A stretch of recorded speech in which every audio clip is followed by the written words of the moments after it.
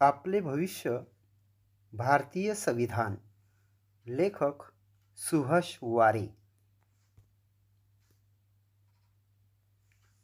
प्रकरण 6. संविधानाच्या प्रास्ताविकेचे महत्त्व. संविधानाचे प्रास्ताविक सार्वभौम भारताची भाषा करते. याचा अर्थ आता ब्रिटिश निघून जाणार आहेत.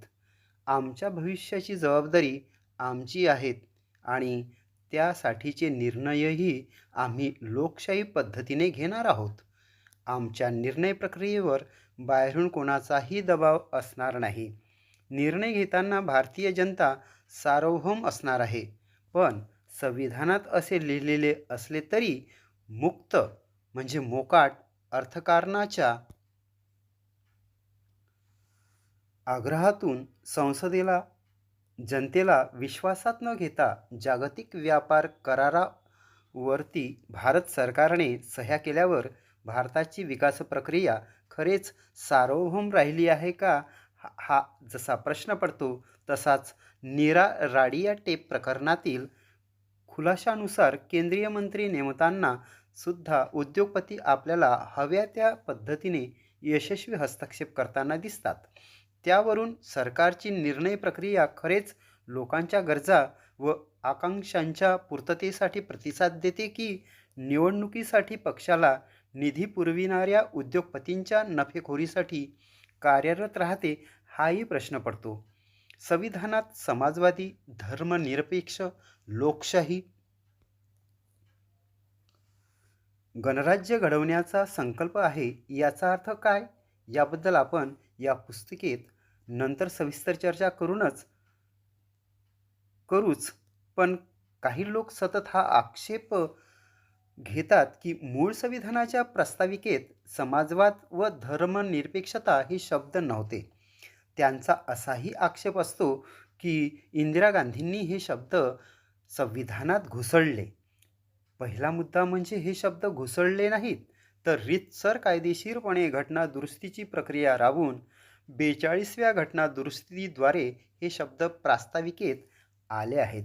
या घटना दुरुस्तीला सर्वोच्च न्यायालयात आव्हान दिले गेल्यानंतर सर्वोच्च न्यायालयाच्या दृष्टीने 42व्या घटना दुरुस्तीतील त्यांना अयोग्य वाटणारे काही मुद्दे सर्वोच्च न्यायालयाने निरस्त केले. नंतर आलेल्या जनता पक्षाच्या सरकारनेही पुन्हा घटना दुरुस्ती करून 42व्या घटना दुरुस्तीद्वारे झालेले काही बदल फिरविले. त्याचबरोबर इंदिरा गांधी यांच्या काळात झालेल्या अन्य घटना दुरुस्तीमधील राष्ट्रपती, पंतप्रधान अशा उच्च पदस्थावरील आरोपांच्या चौकशीबाबत त्यांना अनावश्यक संरक्षण देणारे मुद्दे जे इंदिरा गांधींनी स्वतःला वाचविण्यासाठी मंजूर करून घेतले होते, अशा काही दुरुस्त्या जनता सरकारच्या काळातील संसदेने निरस्त केल्या. पण या दोन्ही वेळी सर्वोच्च न्यायालय अथवा संसदेने प्रास्ताविकेतील समाजवाद व धर्मनिरपेक्षता हे शब्द तसेच राहू दिले आहेत, हे विशेष.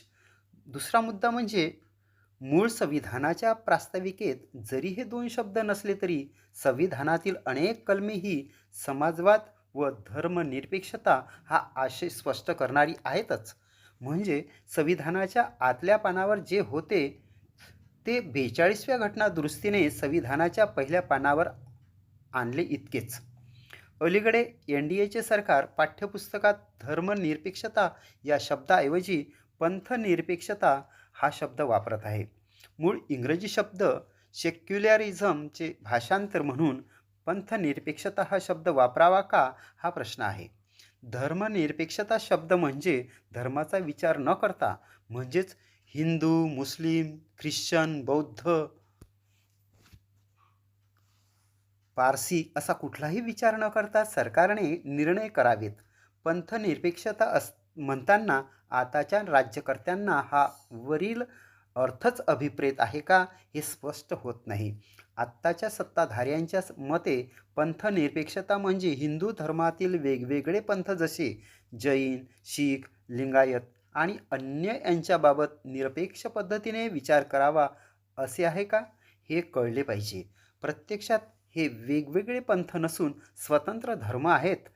अशीच त्या त्या समाजातील बहुसंख्य नागरिकांची मान्यता आहे. म्हणजे पंथनिरपेक्ष हे भाषांतर वापरून सध्याचे सत्ताधारी सेक्युलरिझमच्या चर्चा विश्वातून मुस्लिम आणि ख्रिश्चन यांना वगळू पाहत आहेत की काय, अशी शंका घ्यायला जागा आहे. तसे असेल तर हे संविधानातील आशयाला धरून नाही, हे स्पष्ट सांगितले पाहिजे. भारतीय संविधानाचे प्रास्ताविक संधीची समानता हा महत्त्वपूर्ण शब्द वापरते. संविधानाने भारतीयांना केवळ जगण्याची हमी दिलेली नाही, तर सन्मानाने जगण्याची हमी दिलेली आहे. आणि ही हमी वास्तवात यायची असेल तर संधीची समानता प्रत्यक्षात उतरविणे आवश्यक आहे. भारतीय समाजातील वाढता गरीब श्रीमंत भेद, जन्माच्या आधारे उच्च नीचता ठरविणारा जातीभेद आणि महिलांकडे पाहण्याचा पुरुषी दृष्टिकोन पाहता संधीची समानता हे आश्वासन वास्तवात आणण्यासाठी शासनाने आणि समाजानेही, म्हणजेच आपण सर्वांनी बरेच काही करणे आवश्यक आहे. संविधानाचे प्रास्ताविक स्वातंत्र्य, समता आणि बंधुतेची भाषा करते. या तीनही बाबींचा सुटासुटा विचार करता येत नाही. आपण जर फक्त स्वातंत्र्याची भाषा करू लागलो तर ते स्वातंत्र्य सर्वांना सहजपणे उपभोगता येणार नाही. स्टँडवर जर गर्दी असेल आणि फलाटाला लागत असलेल्या बसमध्ये बसण्याचे सर्वांना स्वातंत्र्य आहे एवढेच जर जाहीर केले तर बलदंड पुरुषच त्या बसमध्ये जागा पकडतील आणि लहान मुले, महिला, अपंग व्यक्ती, वयस्कर व आजारी व्यक्ती यांना बसमध्ये चढताच येणार नाहीत.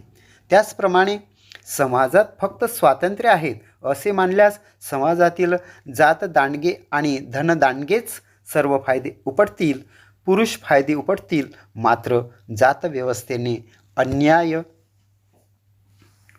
केलेले समूह आणि पुरुष सत्ताक पद्धतीच्या बळी असलेल्या स्त्रिया तसेच आर्थिक दुर्बल घटकातील नागरिक हे कायम मागेच राहतील. हे टाळायचे असेल तर समतेची भाषा आणि संधीच्या समानतेची हमी आवश्यक असते.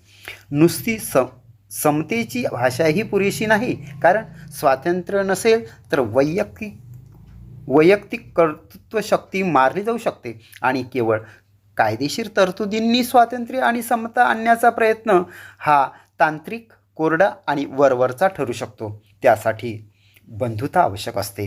बंधुतेच्या भावनेने निर्माण होऊ शकणारी समता ही नैसर्गिक आणि खोलवरची असू शकते.